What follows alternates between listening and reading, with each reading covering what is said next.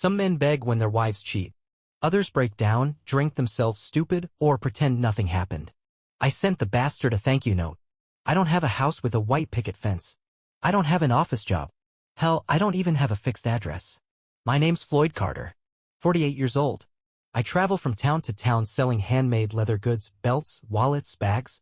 Built a reputation for myself over the years. People remember a man who's honest, a man who works with his hands. I used to have a regular life, wife, mortgage, the whole thing, but I walked away from that long ago. Or so I thought. Turns out some things aren't done with you just because you're done with them. It was in a small town outside of Tulsa where I caught wind of it. I'd stopped at Cook's auto shop to get my truck looked at. Nothing major, just routine. The place smelled like old tires and engine grease, the kind of scent that clings to your clothes. Tom Cook, Big Tom, had been running that shop for 20 years. Solid guy, no nonsense. He was under the hood when I walked in, wiping his hands on an oil-stained rag. Floyd, he said, nodding. Still running this old beast into the ground? Be a damn shame to retire her while she's still kicking, I said, patting the hood. We talked a bit, the way men do, weather, work, gas prices. Then a couple of guys walked in, local types. One of them started talking, not realizing I was there. Yeah, saw him at the coffee shop again. Ain't even hiding it anymore. My ears perked up. The other guy, younger, laughed. Man, that guy's got no shame. And her? Guess she got tired of waiting around for her husband. What's his name again? Carter. That was it. Just a couple of sentences. They didn't even know they'd said something that would change everything. I didn't react. Didn't turn around or ask questions. Just stood there, listening as Tom handed me my keys. Oil change'll hold you for another few thousand miles, he said, eyes flicking between me and the two men. Appreciate it, I said, keeping my voice steady. I got in my truck and sat there for a minute. The rational part of me, the one that thinks before acting, told me to get proof. The other part, the part that wanted to walk in and throw fists, took a breath and settled back. Vanessa Carter. My wife. We'd been married 15 years. She was always reading something, always quoting some damn philosopher. Smart as hell, but distant. Even when we were solid, she kept parts of herself locked away. I used to think it was just how she was wired. Maybe I was wrong. And then there was Seth Kelly. Professor. A man who had an answer for everything. The kind of guy who sat in bookstores drinking expensive coffee, talking about ideas that had no real-world use. The kind of guy who thought cheating wasn't a betrayal, just an exploration of the self. I already knew what his excuse would be. I wasn't about to give either of them the satisfaction of an angry outburst. That wasn't my style. Instead, I found the nearest post office, bought a card, one of those cheesy thank you notes, and wrote a message in clean, steady handwriting. Appreciate you taking out the trash, Seth. Hope she keeps you as entertained as those books you quote. Dropped it in the mailbox and walked out without a second thought. A man can handle betrayal two ways. He can let it break him, or he can turn it into fuel. I had no intention of being the man who wallowed. The game had started and I had no intention of losing. I didn't expect a response to the card. Didn't need one. The point wasn't to get a reaction, it was to make it clear I knew. Let them squirm. Let them wonder what I'd do next. A couple of days later, I was at Bill Cartwright's hardware store, picking up some supplies. Bill was one of those guys who knew everything happening in town before it happened. Owned the place since his dad passed it down to him. The kind of man people respected because he never gave them a reason not to. I was at the counter when he gave me a long look. Heard some talk, he said, voice low. Figured you might want to know. I didn't ask what about. Just waited. Seth Kelly. Word is, he's been sniffing around more than just your wife. Happened before. Not the first marriage he's helped wreck. I took my time counting out my change. That right? Yep, Bill said. One of those types. Likes to think he's too smart to get caught. I nodded, taking the bag from him. Some men think they're untouchable. Bill scratched his jaw. You planning to do something about it? Already started. He grunted, approving. Well, if you need anything, you know where to find me. I left the store and sat in my truck for a moment. It wasn't about the affair anymore. It was about the pattern. Men like Seth didn't stop. They just moved on to the next target. If Vanessa thought she was special, she was in for a rude awakening. I made a few quiet calls, reached out to people I trusted. Tom, Bill, even a kid named Jeffrey Rivers, who had a knack for pulling things off the internet that most people didn't know could be found. You want dirt on the guy? Jeffrey asked, pushing his glasses up. I can dig. Not dirt, I said. Just facts. Took him less than a day. Seth had a history. A couple of affairs with colleagues, one with a former student. Always played it smart, nothing outright illegal, just enough to leave damage behind. When things got messy, he left town for a while, then started fresh somewhere else. A man who never paid for what he did. That was about to change. I waited another day, made sure Vanessa was home, then called her.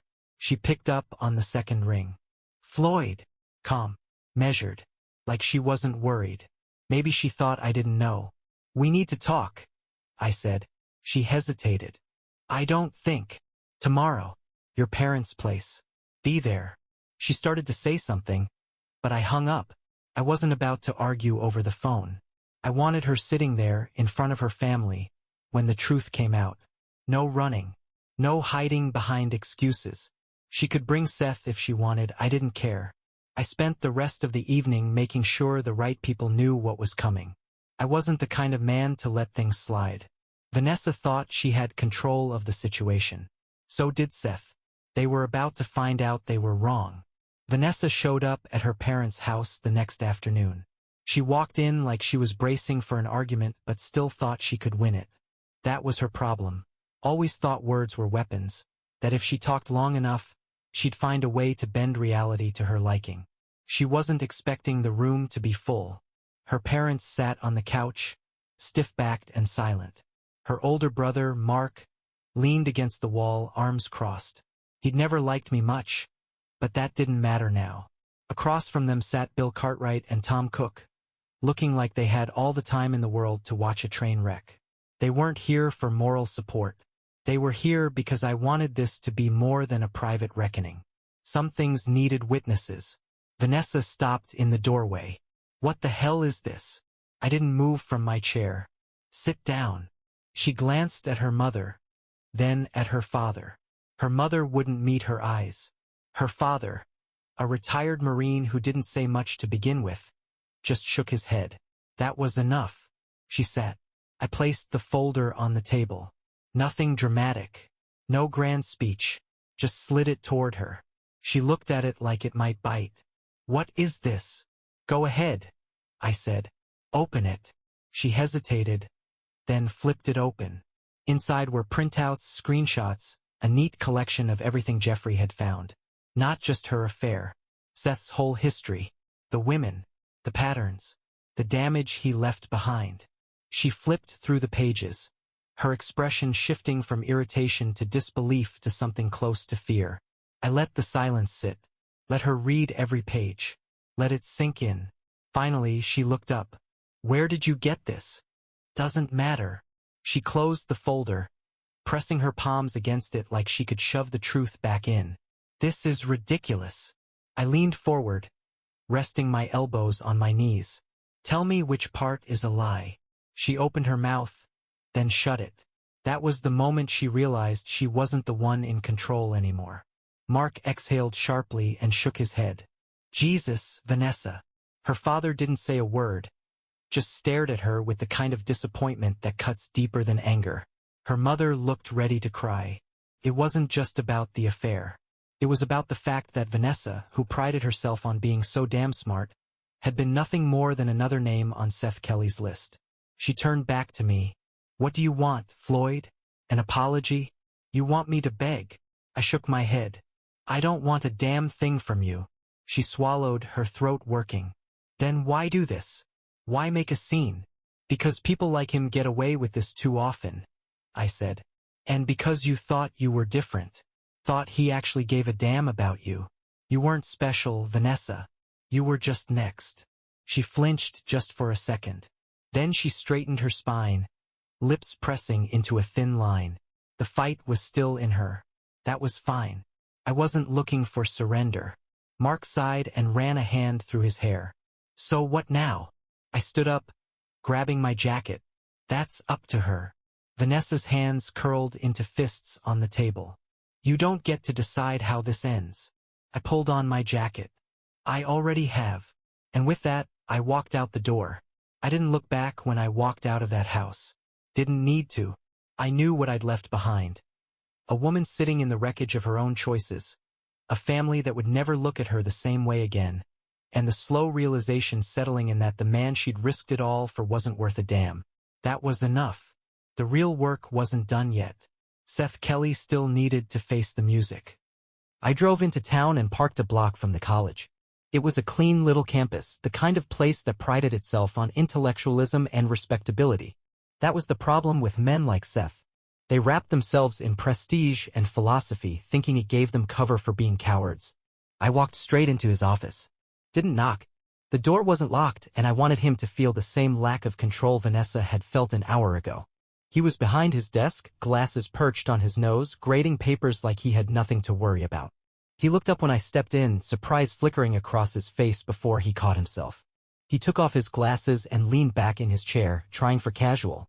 "Floyd," he said, smiling like we were old friends. "Wasn't expecting you." I shut the door behind me. "That makes two of us."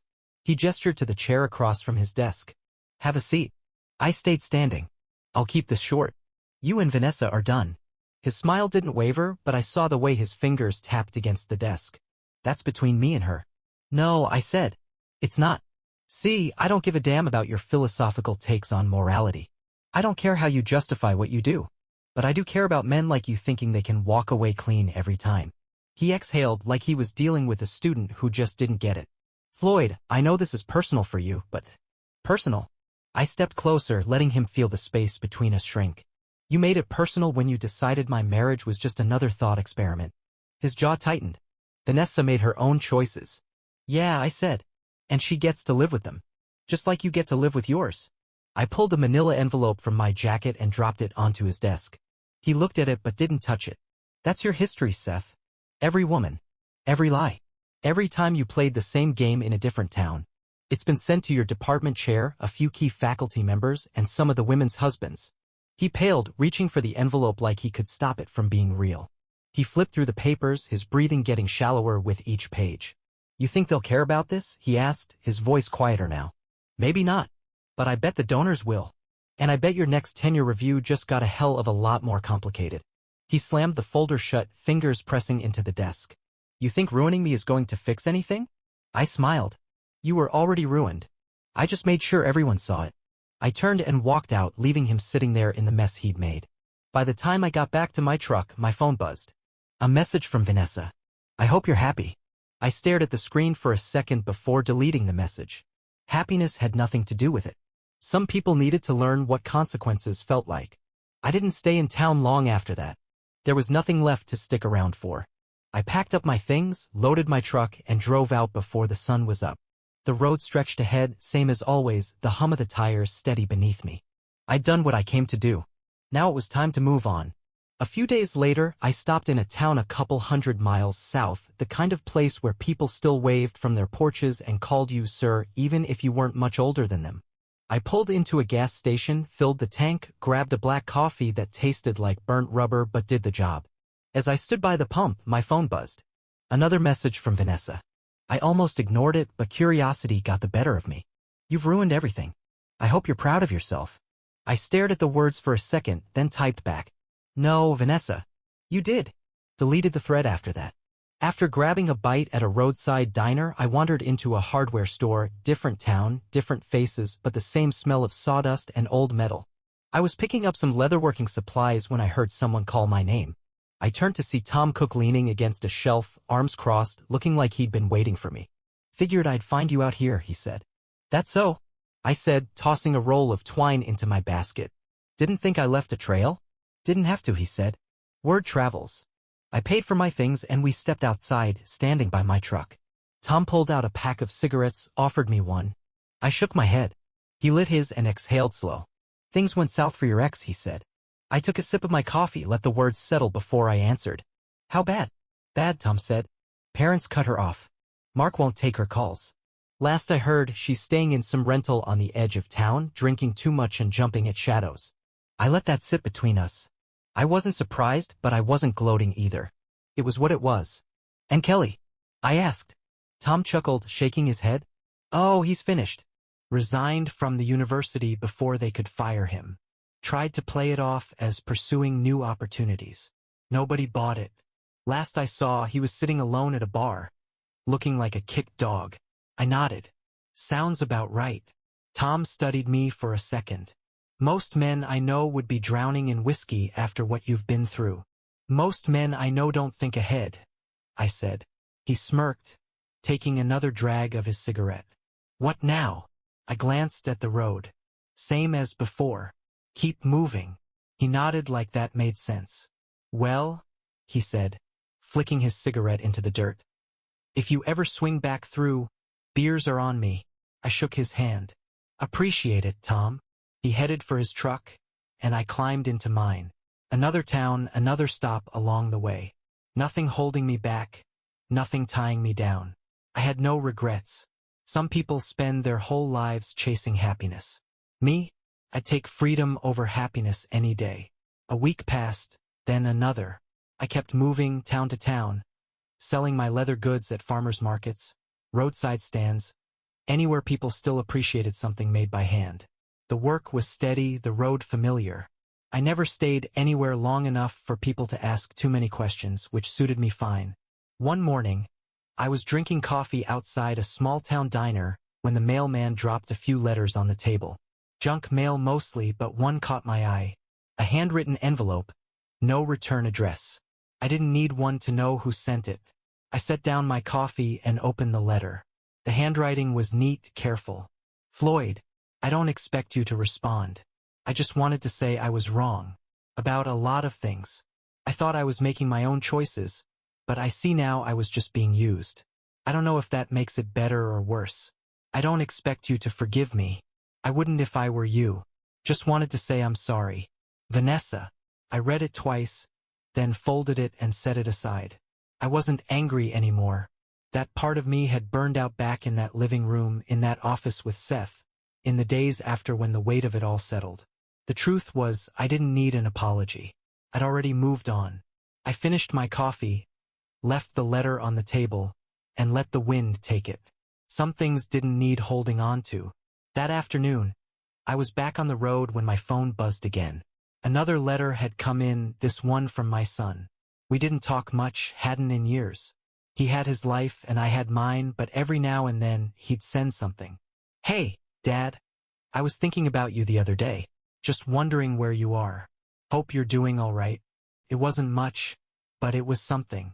I pulled off at the next rest stop, sat on the hood of my truck, and wrote back. Still out on the road. Still working with my hands. You ever want to meet up, you know how to find me. I hit send, slipped the phone back in my pocket, and looked out at the horizon. The road stretched ahead, same as it always had. No regrets. No looking back. Some men waste their lives trying to fix the past. Me? I'd rather keep moving. A month later, I found myself in a quiet little town near the Texas border. The kind of place where the air smelled like mesquite and the locals still nodded at strangers. I set up at a weekend market, same as always, laid out my leather goods on a sturdy wooden table and let people come to me. Business was good. Steady hands always appreciated. And I had no complaints.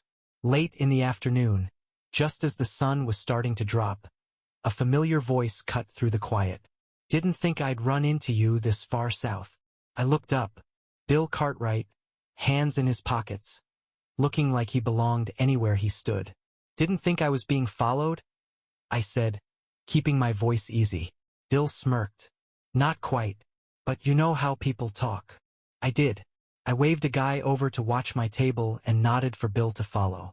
We walked to the edge of the market, away from the noise. Figured you might want an update, he said. I didn't answer, just waited. Vanessa's gone, he said. Packed up last week, left town. No one knows where she went. I nodded, took that in. It made sense. She wouldn't stay where everyone knew what she did, where she'd never be able to talk her way back into respectability. Some people stay and take their licks. Some run. Bill lit a cigarette, flicked the match into the dirt. Kelly didn't take it so well. That made me look up. How bad? Got drunk one night, started ranting about how it wasn't fair, how people didn't understand him. Bill shook his head. Someone finally told him to shut the hell up. Got his ass kicked outside the bar. Lost a tooth. I let out a short breath through my nose. Not quite a laugh, but close. Bill took a drag, exhaled slow. Word is, he's trying to get a job out west. But you burned his reputation real good. He won't be climbing back up anytime soon. I nodded. That was the thing about men like Seth. They didn't break all at once. They just withered, lost little pieces of themselves until they were nothing. That was enough. Bill studied me for a second. You ever think about settling down again? I shook my head. Not my thing. Figured as much. He crushed the cigarette under his boot. Well, if you ever change your mind, there's always a place for you back home. I looked out at the open road stretching past the town. Appreciate it, Bill. But I like the view from here. He nodded, didn't push it. We shook hands, and he walked off, disappearing into the crowd. I stayed a little longer, sold the last of my stock, then packed up. By nightfall, I was on the road again, heading south, the engine humming beneath me. Some men spend their whole lives looking for something to hold on to. Me, I'd rather keep my hands free.